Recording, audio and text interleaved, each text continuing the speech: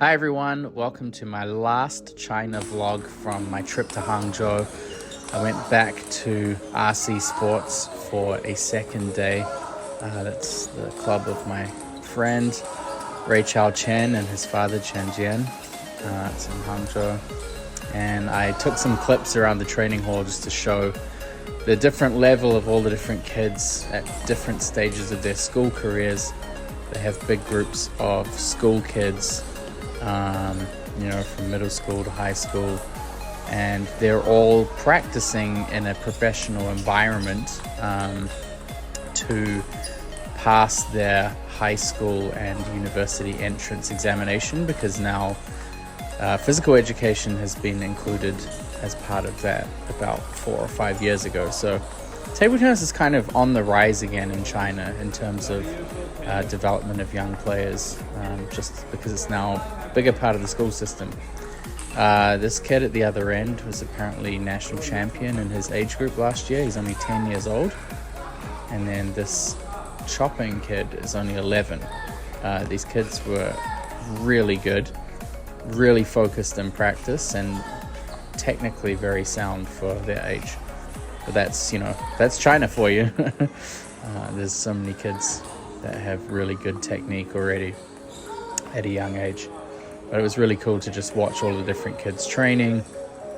It was a really big training group. I mean, as I said in my previous vlog, it's like 30, 35 tables, all full. Some of the sessions, they said they have 100 kids. So they're big groups of players. And some of the high school players and the seniors, the level was really, really good. So plenty of good practice partners. I have a few friends that have been there to practice, so it's a club that's quite open to foreigners going there to practice as well. So all in all, it's a great club, and certainly if there are people looking to go and train in China, I can connect them here. It was nice to see Chen Jian getting on the table and showing some of the kids how it's done. He played in the Swedish league. He was in the Chinese national team and played in the Swedish league on the same team as Waldner back in, I guess, the mid-90s. Left-handed pen holder. It was good. I just kind of walked around and got some videos, and then got back into practice for myself. Didn't do too many drills on the second day. My schedule had become already kind of more difficult because I'd started the work part of my trip. So I actually had to come back to Hangzhou from about 70 or 80 kilometers away so that I could play. And then after I played, I had about a close to 2-hour drive to the next place that I had to be. So fortunately, I have really good friends who were able to kind of ferry me around. I played a few matches, best of 3 matches. These were the last matches I played while I was in China, against some really good players. This kid was not overwhelmingly powerful, but he had really quick little counters. So he was difficult for me to play because, my movement is quite slow compared to how it would have been when I was his age, I guess. I think most of the players were half my age or younger. I was very much the veteran of the group. Anyway, here you can sit back and watch some points from these matches. Didn't manage to win against any of the 3 players. One of them was a defender, and the last one was a taller player with really good forehand power counter loops. So I'm going to silence myself and let you enjoy some of the highlight points.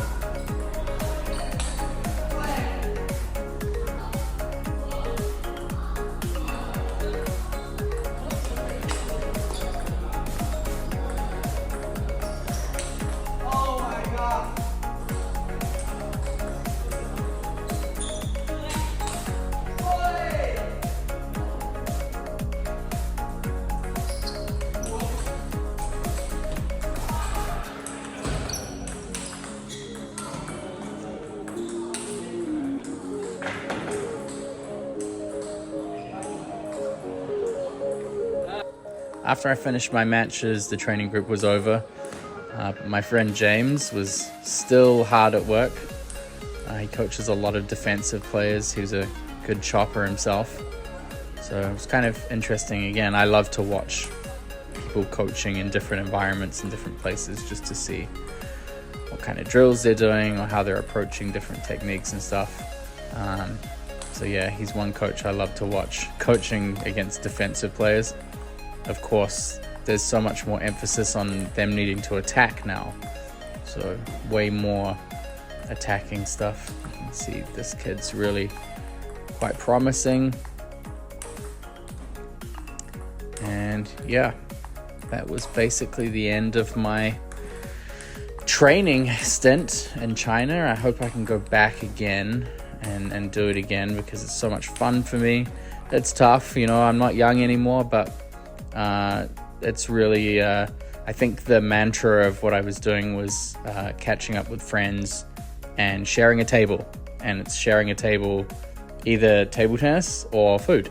And that was kind of the two things that summed up my trip. Me and James had some yakitori, and it was great to catch up with him. And thank you, everyone, for enjoying these vlogs. And it's something I hope I can do again on future trips.